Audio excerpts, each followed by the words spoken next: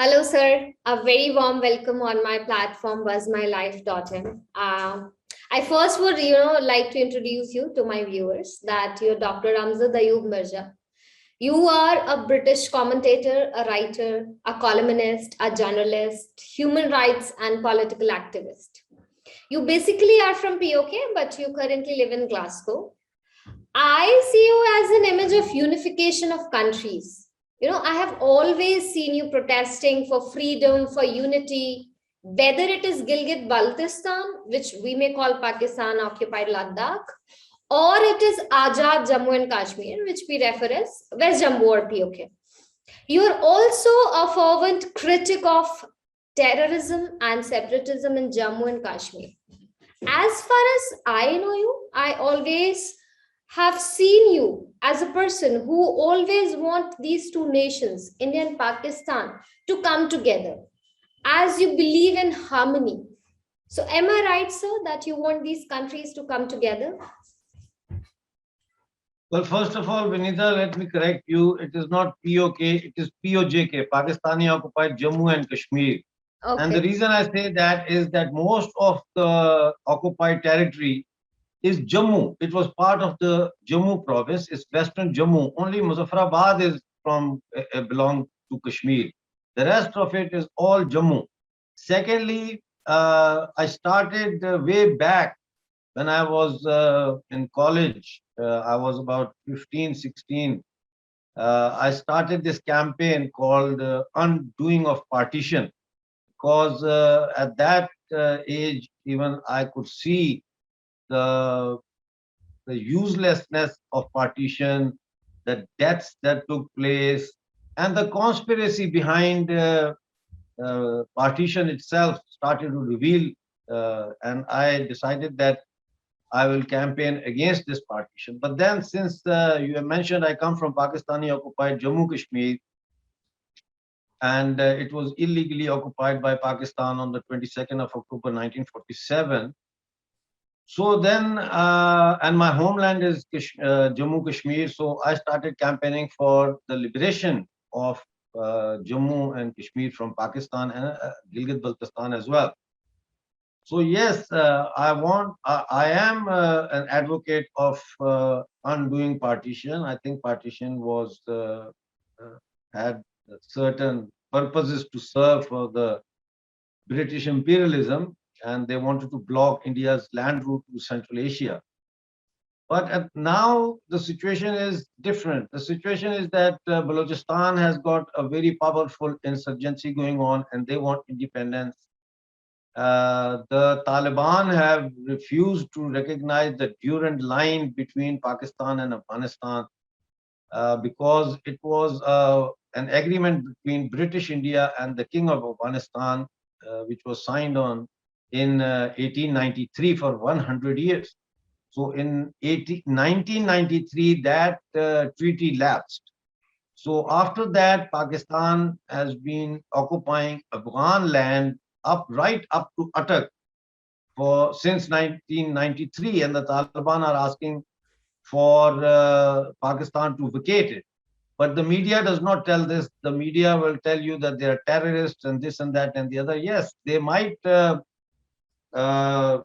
be jihadist terrorists, but they have got a political demand as well, which is that Pakistan should vacate those areas. So I think the geography of this region is going to change pretty soon.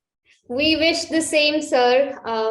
Now I think I really do not need to introduce you to my viewers because they might have got a lot of information about you, as you talked about partition and everything. But I would like to know that you started your activist career at a very young age of 12, that 12 years of age, a child basically, how can you can think about, to be an activist? So what basically encouraged you to do that? Well, ये सारा कसूर मेरे दादा चाचा का है. My Dada Chacha, who was brother of my Dada, he never accepted partition. He was also arrested in Madras conspiracy case in which Shri Chandra Sabhat Bose was his witness. and he was sentenced for 14 years in prison. And when partition took place, he was brought to Pakistan in chains and as an exchange of prisoners. So my Dada Chacha always used to tell me the stories about the freedom movement, how Muslims, Sikhs, Hindus, Christians all fought shoulder to shoulder against the British colonialism. And those seeds then started to grow into intellectual and political awareness plants, and then there was no looking back. And he used to say to me that it is your generation who has to correct this wrong of partition. तो वो बचपन से ही एक जरासीम हमारे दादा चाचा ने हमारे दिमाग में डाल दिए थे, और फिर वो सच्चे जज्बात थे, इसलिए then the more I researched, the more I became aware of historical facts, and there was no way that I could not, I could be anything else other than a Krantikari for the reunification of Bharat. Yeah, so like we can obviously, I also totally agree with you. Ki partition was, such a movement. Ki it people suffered a lot. We have divided opinions. Some believe that it was for the good, that countries will have, a separate religion, so no more fights will be there. But what we see, I mean, it is creating more chaos. That what some people believe, as I also agree with you, that unity can be a better way. So moving forward, as you are an activist, so do you feel any personal threats in your life because of this activism and these your involvement in various issues? Do you feel any personal threats? Well, personal threats and threats to my life, that comes with the baggage. That's part of the whole package. So for me, that is nothing unique in there. That I accepted it as part of my work. That there will be these threats, and there are threats, but I would not like to go into the details and create scaremongering among your audience. But वो तो चलता है, जान का खतरा तो साथ साथ चलता है, वो तो इसका हिस्सा है, उससे उससे घबराने की जरूरत नहीं है. राइट, बट स्टिल ऑब्वियसली ऐसा होता है कि जब हम बहुत सारे सोशल इश्यूज में इन्वॉल्व हैं तो कहीं ना कहीं एक वो फियर आ जाता है. But once you have that that jazba in your heart that you want the country to be united, so I guess wo pyar, wo jazba zyada have, it has more weightage than the threat. All right, so aapka, what is your opinion on abrogation of article 367 in Kashmir, because that is a very 370 and 370 and 35A, you mean? Yes. Well, 370 and 35A had lost their usefulness long time ago. It was just like जैसे किसी का दांत हिल रहा होता है ना, वो उसको तोड़ के तो टूटा नहीं है लेकिन हिलता रहता है हर वक्त, वो एक इरिटेंट हो जाता है, तो उसको निकाल देना बेहतर है, और उसकी जगह नया दांत लगा लें तो you can chew better and your digestive system can improve. 370 में बहुत सारी चीजें थी, लेकिन one of the main things in 370 was and 35A were hampering was women rights. Like if a Kashmiri woman would marry someone outside of the state of Jammu and Kashmir, she would lose her hereditary rights. She would lose her residency, everything. But on the other hand, if a Kashmiri male would marry a woman outside of Jammu Kashmir, even if she was a Pakistani, she would be given full Jammu Kashmir subject status and rights and everything. So this was a very, very discriminatory part of 370 and 35. Secondly, you see, it hampered the citizenship rights for thousands of refugees who had come after suffering horrendous atrocities in Pakistani occupied Jammu Kashmir. So they could not have domicile, they could not have a job, they were recognized only as refugees.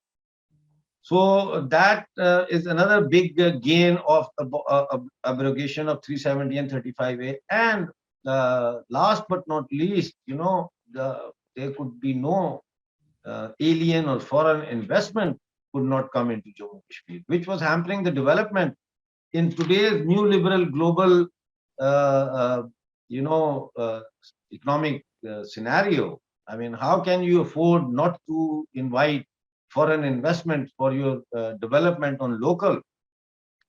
तो इसलिए इसके बहुत सारे फायदे हुए हैं. The second thing for us as people from POJK, I always say that I always give an example of Moses, and I say that when Moses decided to take his people out of Egypt, and the army of the Pharaoh was hunting them down, Moses came to the river Nile, and he could not. They could not cross the river Nile.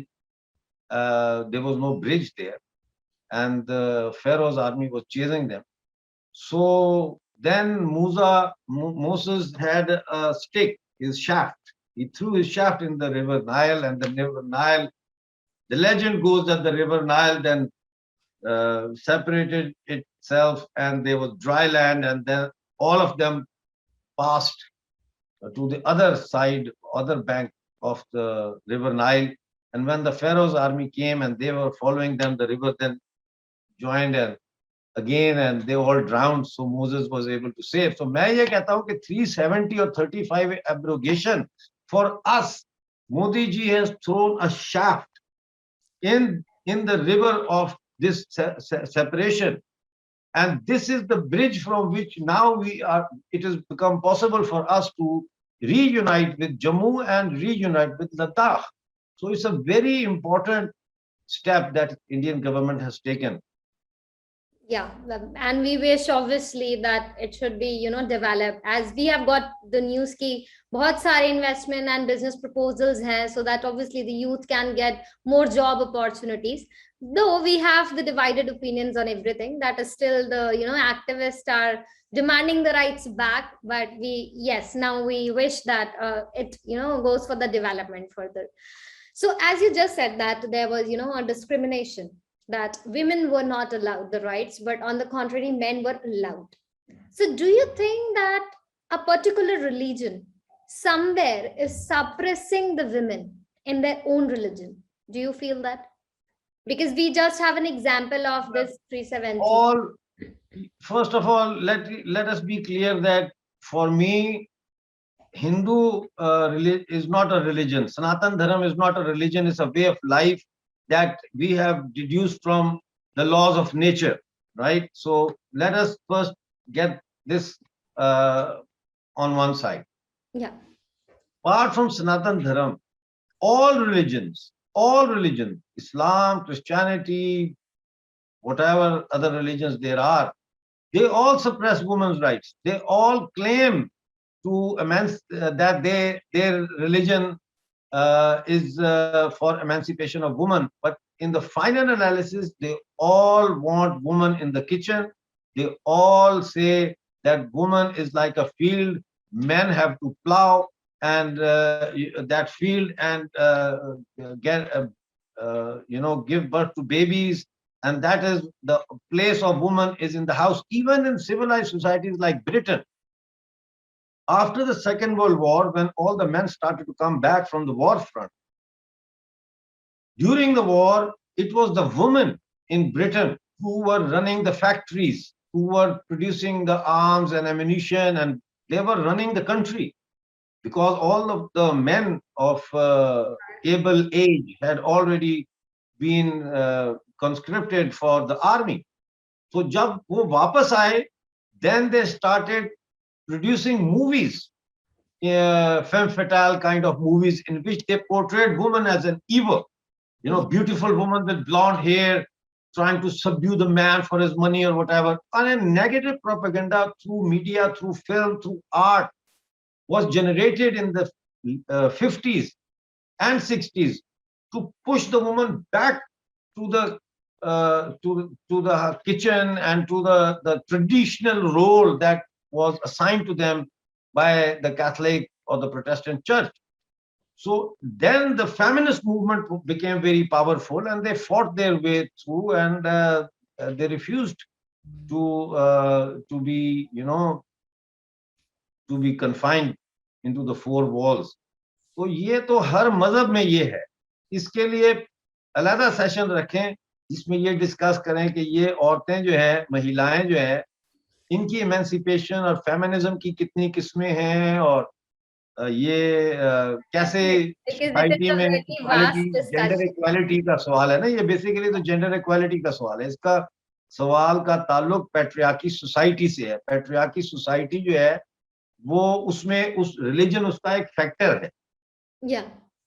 Yeah, right. Thank you so much, because obviously it takes a lot of courage to come up with that answer that yes, women are suppressed in the society, and still it is not in only in a specific religion, Muslim, Hindu, or Christianity. It is everywhere.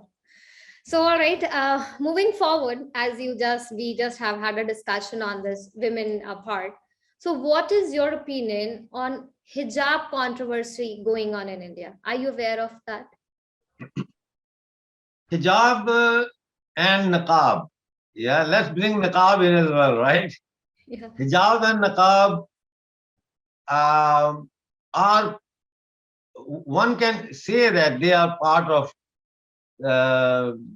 the male or female attire, because if you look at any theater group, yeah, that is advertising it, they are promoting their drama or play or theater, or in any theater hall you go, you will see a typical two masks that are, two masks. Yeah. Yeah. So those masks, what do they portray? They portray that there is every person or personality has a double personality, and what you are going to see here, we are going to, remove these faces and show you the true picture of society. Now, there are two ways to look at it. एक तो ये है कि हिजाब जो है या नकाब जो है, ये ज्यादा आंखों को अट्रैक्टिव बनाने के लिए, या खूबसूरत ड्रेस है तो चलो एक व्हील सी लगा ली है, लेकिन ये पॉलिटिसाइज हो चुका है अब. और ये इसका ताल्लुक जो है वो उसी चीज से है जो मैं बार बार कह रहा हूँ, to confine the woman, to first of all to portray woman as a threat to society. कि एक लड़की अगर बीच पे उसने बिकिनी पहनी हुई है तो वो सोसाइटी के लिए थ्रेट है. अगर एक औरत जो है उसने स्कर्ट पहना हुआ है और थोड़ा सा लो नेक पहना है और थोड़ी सी उसकी क्लीवेज नजर आ रही है, तो वो थ्रेट है सोसाइटी के लिए, तबाही हो जाएगी सोसाइटी. ये नेगेटिव जो औरत को पेश करना जो है, ये सोसाइटी के अंदर ये एक खास पैट्रियार्की सोसाइटी के जो पॉलिटिकल मैनिफेस्टेशन है उसकी.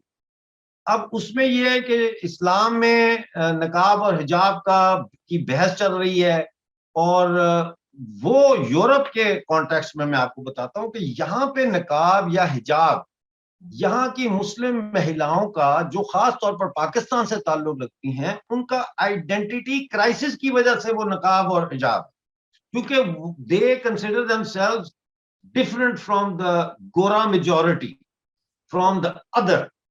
So that is why, because they do not have, or they have not been encouraged to develop a dialectical, intellectual thought discourse, the easiest way is कि नकाब पहन लो. और नकाब एक किस्म का उनका नफरत का इजहार है, रिबेलियन का इजहार है, which on one level shows that there is an identity crisis in society, but on the other hand, it shows that a certain section of society has become introvert, and instead of analyzing the obstacles that they face in a given society, they have decided to regress and resist that involvement, that participation in general, if you see.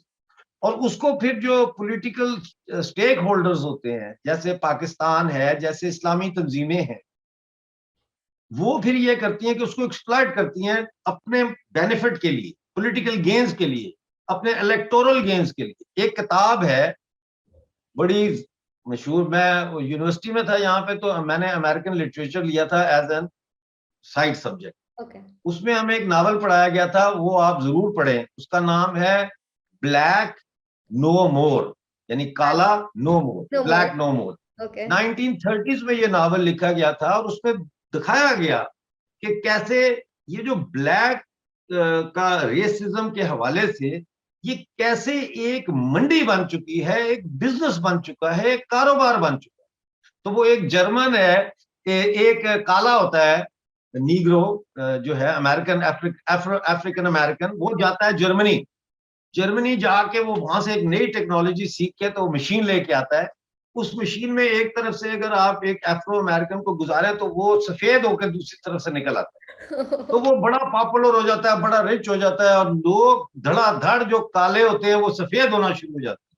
तो वो novel इसके ऊपर है कि उसका फिर society पे क्या इफेक्ट पड़ता है, कौन कौन से वेस्टेड इंटरेस्ट के ग्रुप्स हैं जिनके कारोबार बंद हो जाते हैं। अगर आज हमारी जो औरतें हैं वो ये समझ लें कि ये हिजाब पहनाकर उनको बेसिकली ऐसे ही है जैसे हम किसी जानवर के गले में वो रस्सी डाल के उसको बांधते हैं, ये ऐसे ही है। ये उनके खिलाफ, औरतों के खिलाफ साजिश है, जिसमें अफसोस ये है कि औरतें खुद बड़े फख्र के साथ जो है वो निकाब और हिजाब पहनकर बाहर आ रही हैं। उनको ये पता होना चाहिए कि ये उनकी, वो खुद उन्होंने अपने गले में ही वो गुलामी पहन ली है, उन्होंने खुद अपने आप को गुलाम बना लिया। Yes, that's what क्योंकि we. औरत औरत जो है, महिला जो है, she is not a threat to society. The threat to society is the patriarchy mindset. That is the main threat to society, जिसने औरत को भी तबाह कर दिया। But they have been brainwashed, because in India, hijab controversy was like small girls wearing hijab and going to school. So schools are meant to wear uniform. They have given the uniform so that you can't discriminate. अगर हम हिजाब पहने या saffron पहने, another one says कि I'll tie turban, so we'll be discriminating among the children. So that's why that uniform code was there कि आप uniform पहने. But now the protest is going on in that way that girls themselves are protesting कि हमें पहनना है. So either they have been brainwashed that it is good for you, or we do not know where the things are going on. But yes, we can say that it is just a political agenda, just a hype that has been created.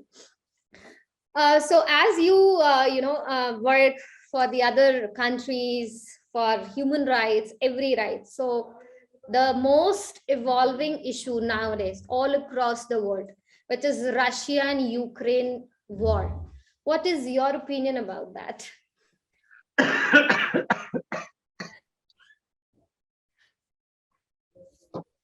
वो boxing खेलते हैं ना, boxing, उसमें एक होता है left hook, वो left hook से बंदा गिर जाता है। तो ये क्वेश्चन करके आपने अनएक्सपेक्टेड लेफ्ट हुक मारा है मुझे।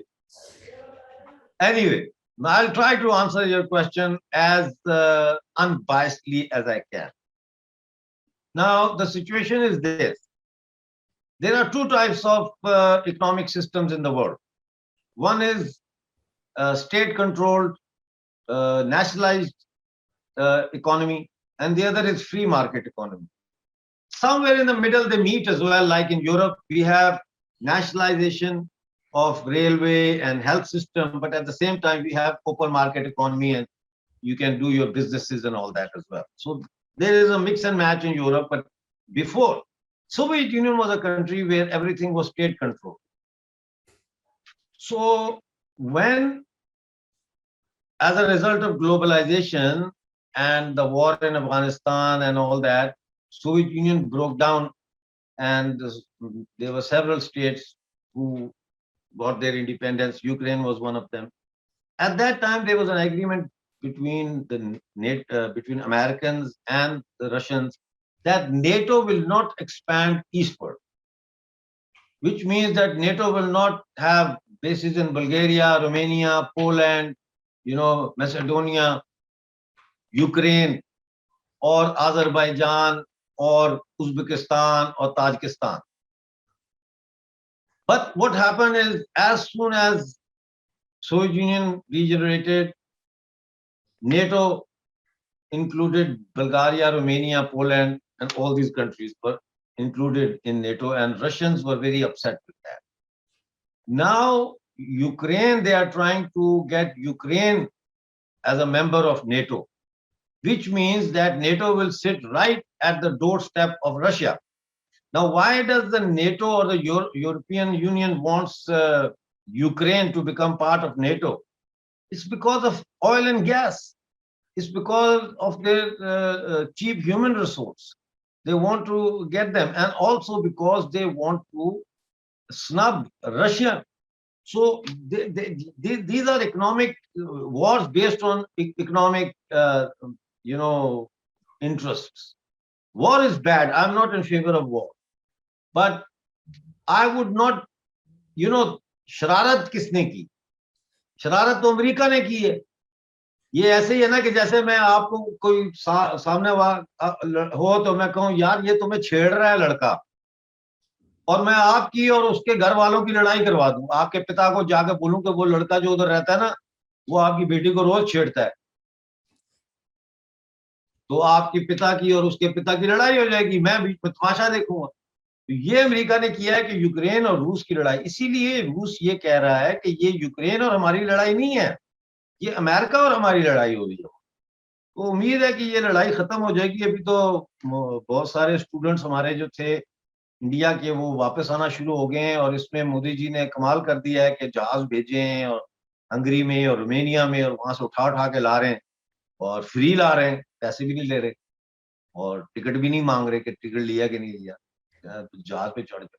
Yeah, thanks to him. ये जंग खत्म होनी चाहिए. आज रूसी सदर ने क्या सारा अलर्ट कर दिया है अपना न्यूक्लियर फोर्सेस को. It's no good, it's no good. War is never good for any country. उनके भी मर रहे हैं, यूक्रेन के भी मर रहे हैं. It is obviously, and the normal public, आम जनता सबसे ज्यादा परेशान होती है. हाँ, असला बिक रहा है ना, अब तो असला बिक रहा है. 500 स्टिंगर मिसाइल तो जर्मनी ने दिए हैं, डेनमार्क दे रहा है. सारे अपना असला, पुराना असला बेच रहे हैं उनको. स्टिंगर मिसाइल तो 1970s 80s का वेपन है, आज का तो नहीं है. आज का तो सुपरसोनिक, हाइपरसोनिक वेपन्स हैं. अब वो अपना पुराना माल निकाल रहे हैं. But we really wish कि ये war खत्म हो जाए and people should. बिल्कुल, हाँ, ये खत्म होनी चाहिए. But do you really feel that the role of NATO is satisfactory in this context? NATO has no role to play. NATO has proven a paper tiger. Where is NATO? They say we are going to put sanctions on Russia, and we are sanctions. That means that NATO, देखो, when NATO has to go into a country to defend them or to fight a war, NATO has got member countries, right? Each member country sit down and decides how much money are they going to give for this mission. How many soldiers, foot soldiers, how many tanks, how many this and that and the other. And then they come to a consensus, and then they say, okay, chalo bhai chale jang karte hain. None of the European countries is capable of footing the bill of war in Ukraine. They would not go. They cannot go. So much so that Denmark's prime minister, she had to say that international brigade for Ukraine has been set up, and anybody who wants to volunteer to go to fight for Ukraine will be facilitated. That means that you are sending your own civilians and promoting them to go to Ukraine and fight instead of NATO army. So NATO army is a paper tiger. We should not be afraid of it. I am not afraid of NATO at all. And I think India is not afraid of NATO. The rising power in the South Asian context is not China, it's India. ये बात जितनी जल्दी समझ आ जाए लोगों को उतना अच्छा है. ये बात आ ही नहीं रही है कि whether it was Taliban or it was Ukraine, it was our obviously Mr. Modi who has got those civilians, those students back. Not everybody has that power. So many things have already happened in the past. But abhi jo recently hua, no matters how many internal affairs are going on, but if there are certain things to be appreciated, then we think that it definitely should be. So, so what is finally your, your suggestion or your advice for the youth of basically for India and Pakistan also I'll talk about, because we really want this war to be over now. Because as I personally got to know that the place which we call POK is actually is POJK. So how come we can finish this all and we can live in peace and harmony? Because not anybody will not ever get benefit from that, from this fight and war. So is there any suggestion for our youth? Well, first of all, I think that my message to the youth of Pakistan would be that if you are a Baloch, go and join the Baloch resistance movement in Balochistan. If you are a Pashtun, join the movement for regaining Afghans' lost territory, and make sure that you get right up to the Atak bridge, all of that territory reunited with Afghanistan. If you are from Sindh, I urge you to join the Sindhu Desh Freedom Movement. If you are from Punjab, I urge you to stand up and try to join forces that are trying to get rid of the Pakistan army. If you are from POJK and POGB, I urge you to support me and my struggle in liberating yourselves and myself and our land from the clutches of Pakistani occupation. If you are an Indian young person, boy or a girl, man or woman, I urge you to prepare yourself for the final battle between India and Pakistan so that we can get back our lost territories from the clutches of Pakistan. Thank you. So you still think that there will be a final war between India and Pakistan? I hope not. I hope not. But one should be prepared. Yeah. All right. Thank you so much, sir. Thank you so much. I really got so much fascinating thoughts, points. And as being an Indian, as you have asked for, us to be prepared. So yes, definitely. I'll also try that कि मैं आपका ये message बहुत सारे लोगों तक पहुंचा पाऊं, अपने viewers, whether Indian, Pakistanis or whosoever is, so that we all together can be a part of this all, which you actually are trying from the, since the age of 12. People cannot imagine that such a young child would come up as an activist and will think about obviously you are not doing it for your own self, you're doing it for others. So we wish that we can also be a part of your this, and I'll also try कि मैं ये message जितने ज़्यादा लोगों तक पहुंचा पाऊँ. I really thank you from my bottom of my heart that I got such a beautiful interaction with you. बहुत सारी. It has been a pleasure. It is a pleasure, and I will be there for you whenever you need me. I will join your show. So much. I'll try to schedule another topic, as you said that we have a lot many points to discuss. But thank you so much for today. You are. Thank you so.